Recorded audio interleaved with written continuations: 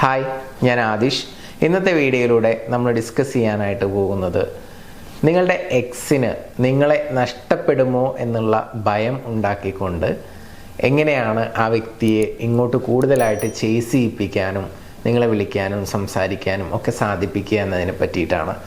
3 പ്രധാനപ്പെട്ട സീക്രട്ടുകളാണ് പറയുന്നത്. ഒന്നാമത്തേത്, അവരുടെ ലൈഫിൽ നിന്നും കംപ്ലീറ്റ് ആയിട്ടും നമ്മൾ ഡിസപ്പിയർ ആവുക എന്നുള്ളതാണ്. ഡെയിലി കാണരുത്, സംസാരിക്കരുത്. അപ്പം അങ്ങനെ ഒരു സാഹചര്യമാണെങ്കിൽ നിങ്ങൾ അവിടെ നിന്ന് മാറാൻ വേണ്ടിയിട്ടുള്ള ഒരു ആക്ഷൻ എടുക്കണം എന്നുള്ളതാണ് പറയുന്നത്.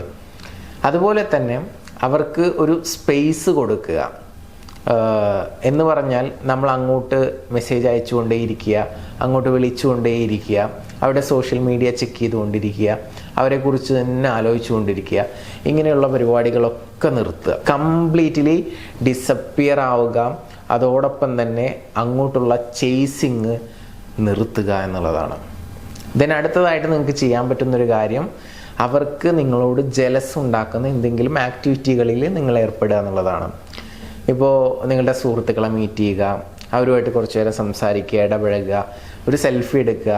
അതൊക്കെ നിങ്ങൾക്ക് ഇൻസ്റ്റാഗ്രാമിലോ ഫേസ്ബുക്കിലോ സ്റ്റാറ്റസ് ആയിട്ടോ പോസ്റ്റായിട്ടോ സ്റ്റോറി ആയിട്ടോ ഒക്കെ നിങ്ങൾക്ക് വേണമെന്നുണ്ടെങ്കിൽ എന്ത് ചെയ്യാം, അപ്ഡേറ്റ് ചെയ്യാവുന്നതാണ്.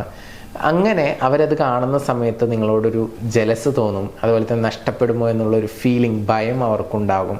അങ്ങനെയുള്ള പരിപാടികളൊക്കെ നമുക്ക് ചെയ്യാവുന്നതാണ്. അഥവാ കാഷ്വലായിട്ടുള്ള ഒരു ഫ്രണ്ട്ലി ബേസ്ഡ് ആയിട്ടുള്ള ഡേറ്റിംഗ് പരിപാടികളൊക്കെ ചെയ്യുന്നത് വളരെയധികം നല്ലതാണ്. അത് നിങ്ങൾക്കും ഒരു റിലാക്സേഷൻ കിട്ടും. എസ്പെഷ്യലി ഓപ്പോസിറ്റ് സെക്സിലുള്ള ഒരു വ്യക്തിയാണെങ്കിൽ കുറച്ചൊക്കെ മൈൻഡ് ഓക്കെ ആവാനൊക്കെ അത് വളരെയധികം ഹെൽപ്പ് ചെയ്യും. മാത്രമല്ല, അത് പോസ്റ്റ് ചെയ്യുന്നത് വഴിയും സ്റ്റാറ്റസ് ഇടുന്നത് വഴിയും അവർക്ക് നിങ്ങളോട് ഒരു ചേസിങ് ഉണ്ടാക്കാനും വളരെയധികം ഹെൽപ്പ് ചെയ്യും എന്നുള്ളതാണ്. അടുത്ത സ്റ്റെപ്പ് എന്ന് പറയുന്നത്, നിങ്ങളിൽ നന്നായിട്ട് കോൺസെൻട്രേറ്റ് ചെയ്തിട്ട് നിങ്ങളിൽ വലിയൊരു മാറ്റം ഉണ്ടാക്കുക.